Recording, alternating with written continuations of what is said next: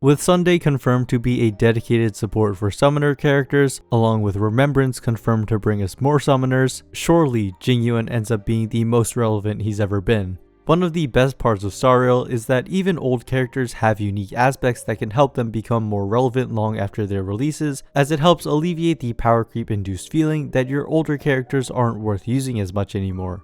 However, this indirect style of buffing through new teammates has its limits, because if a character has a fundamentally flawed design, there might not be a good way to ever fix that. I have a problem with the other 1.0 limited 5-star, Seele. Now, to give credit where it's due, there are some recent endgame runs out there using her, so it has been proven she can still hold her own with the right teams, builds, and conditions. But when I look at her abilities, I can't help but think her design would be completely different if she were released as a new character today.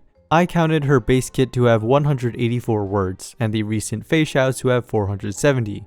Even Moza, a 4-star, clocked in at 305. Obviously, more words doesn't necessarily equate to more strength, but it does reflect the change in how Star Rail has approached designing its characters. More text simply allows for a more unique and defined strength that can be later expanded upon, as well as padding to ensure any inherent downsides are minimized and the character feels good to use. Seele's design is still an interesting take on a damage carry, but here's my take on how I'd go about modernizing it for the game's current state.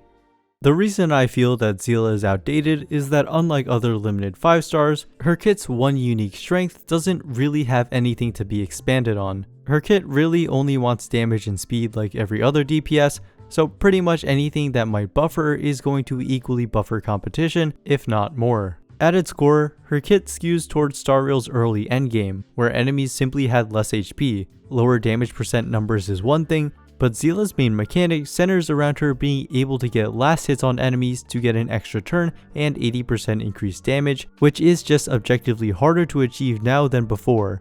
Even in pure fiction where there are tons of weaker enemies, AoE characters have passives that benefit from a large volume of enemies much more than Seele's. Having a mechanic like this made a lot of sense in the context of her being Star Rail's first limited 5-star and her being a damage dealer, as she put up the highest single target damage in the game while also directly benefiting from more enemies being present, making her a jack of all trades. Unfortunately, this also meant she'd become the master of none as more specialized characters eventually filled in those extremes. Seele's talent is only going to become more and more obsolete as enemy health pools inevitably increase, which is why I don't think Hoyoverse would have made it the central focus of her design if she was released today. Now, I should mention that the way turns are coded in this game work very favorably for Seele, making her buff's uptime much higher than the ability descriptions might lead you to believe. Her ultimate technically activates it for 1 turn, but if you cast it during her action, she gets 2 total buffed attacks.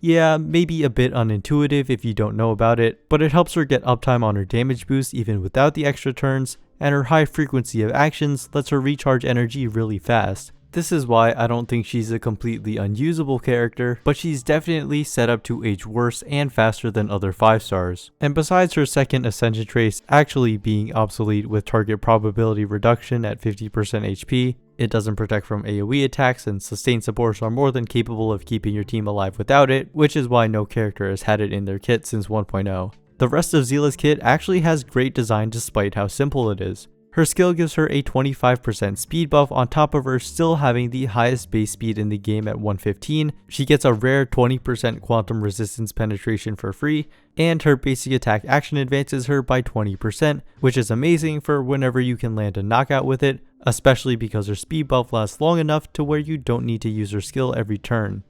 I wanted to buff Seele without taking away the essence of her current gameplay, and since I unfortunately do want to lower her reliance on takedowns, I think the central focus should be on her speed. And so I thought about how I could design gameplay that promotes speed in an interesting way, because of course, all characters already benefit greatly from more actions. And then I remembered a cool design I saw in another turn-based game. Jujutsu Kaisen Phantom Parade is honestly just an okay gacha game in my opinion, but I really like the way the developers translated the character's powers into the game. Like, to reflect Gojo being the strongest, he is a powerful DPS that can't take any damage, but he straight up leaves after 7 turns, which is hilarious. Well, anyway, Nobara is a character that fits into what is called the nuker archetype, where she sets up for a big ultimate by stacking nails into an enemy, each one increasing the total damage. We have a few things in Star Rail that are kind of close to this, like Argenti and Acheron's ultimates, but I think we can do better. Let's say Seele's skill now additionally applies one stack of Butterfly Flurry, name stolen from her 6th Eidolon since I'm only designing her base kit.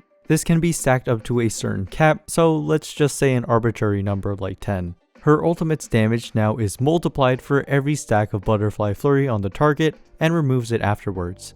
Like Acheron, this stack is counted as an other effect and not a debuff so as to not accidentally enable other DPS characters, but unlike Acheron's Crimson Knot stacks, the increased damage is multiplicative rather than additive. This effectively makes the damage scale incredibly high when reaching those final stacks, and of course is less effective early on.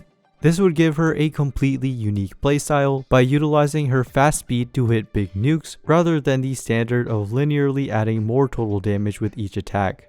So where does that leave her talent? I'm keeping the extra turn on takedown, but without the damage boost because I feel that the extra opportunity to apply a stack is helpful, but also missing out on it due to there being less enemies won't feel as bad. To add a bit more utility to this while also adding in a bit of dimension to her kit, Seele now gains extra bonuses based on the attack used. When Seele defeats an enemy with her basic attack, her next action is advanced by 20% to retain her old 6th Ascension trace, but now it also restores an additional skill point. This should help offset her increased skill point demand, as well as her reliance on skill point hungry supports. But if you already have enough skill points available, you're better off using your skill because when she defeats an enemy with it, one stack of Butterfly Flurry is applied to all enemies. This way, her gameplay is accelerated by side enemies while still having a clear focus on single target damage. And lastly, when Seele defeats an enemy with her ultimate, her next ultimate will have increased quantum res pen, also retaining her old ascension trace while simultaneously encouraging a killstreak like playstyle. Her little caveat of her talent not being able to trigger infinite turns has been tweaked very slightly so that she still gets the extra buffs from knockouts during her extra turn.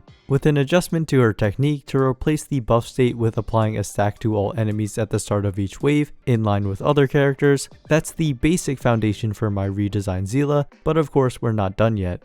The idea is there, but it also has some very clear design weaknesses. First of all, what do we do about energy? If Seele is waiting for 10 stacks to rack up before ulting, that's a lot of wasted energy. I considered making her ult only activatable when there's 10 stacks, kind of like a solo Acheron, but I still want Seele to realistically have the option to use it on weaker enemies to start the buff, so that won't work. Instead, I went with adding a new part to her talent, which is that when her energy is full, she gains another speed buff. This way, reaching full energy without having a good opportunity to ult still helps her out by letting her get those stacks on quicker. This also gives her a more distinct niche by being a hyper carry that doesn't actually benefit that much from supports that provide energy. The next problem with a big nuke ultimate is that it's one big instance of damage that needs to be optimized. Basically, if it doesn't crit, that would feel really bad. So to combat this, her ult has a built-in, fixed 50% increased crit rate, and her minor trace has been changed from crit damage to crit rate. This 62% free crit rate will ensure that with a crit rate relic, she is pretty much guaranteed to crit on her ult, but it doesn't trivialize giving her an even stronger build because she still wants a good chance to crit on her other abilities to activate her talent. Now, crit isn't the only multiplier to be aware of, because enemies that aren't weakness broken also take 10% reduced damage. This next ascension trace I think could be a little overboard, but you know what, for a concept it's fine. It states that when Seele's ultimate is used on an enemy with the maximum amount of Butterfly Flurry stacks, it always reduces the enemy's remaining toughness bar regardless of weakness type. In order to not completely destroy the balance of enemies with multiple bars, it can remove at most just one. I also made sure to not just massively increase her weakness break efficiency because that could accidentally lead to super break Seele, which is not what I want at all. The last two ascension traces I've included to really nail down Seele's new identity. The first is that when a target with stacks of Butterfly Flurry is defeated, an equivalent amount of stacks are then applied to a random enemy. This is another detail taken from Acheron, but it helps Seele benefit even more from there being more enemies on the field. Every time she applies a stack to all, those will eventually get funneled into an elite or boss enemy and help her get max potential ultimates off sooner. This further pushes her talent as a way to accelerate her kit rather than being the cornerstone of it. And the last ascension trace is a neat little buff to offset the biggest weakness of her high speed. Anytime Seele gets a buff from an ally, it now lasts an additional turn. With all her speed, she will inevitably end up expending her buffs really quickly, which is especially bad for trying to ensure she has every buff possible for her massive ult. This should help make her gameplay a bit more forgiving in terms of actions and their orders. It also further solidifies her new design as a solo damage carry, who completely synergizes with single target supports like Bronya and Sparkle by fully utilizing all of what they provide. Honestly, I'm really satisfied with how this concept turned out. I feel like it properly retains most of what makes Seele unique and really plays to her strengths, but still has properties that could be easily tuned for the sake of balancing. It also has much better longevity by scaling even more with future speed and action advanced supports.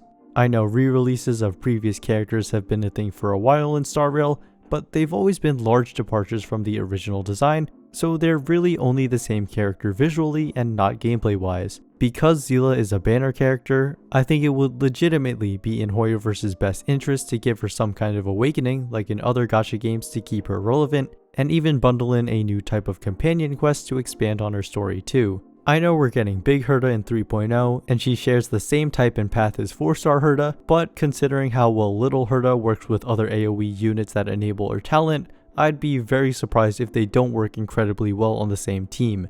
So for that reason, her release isn't exactly what I'm suggesting, whereas the new Seele would in theory just make the old one obsolete while aging significantly better. It seems like Hoyo has been satisfied with how their methods of indirect buffing have worked out really well up to now, so it's hard to imagine them changing their stance anytime soon, but eventually with time I think it'll be a more feasible course of action. Well, that's all for this video. Subscribe for more Star Rail design discussions, and as always, thanks for watching.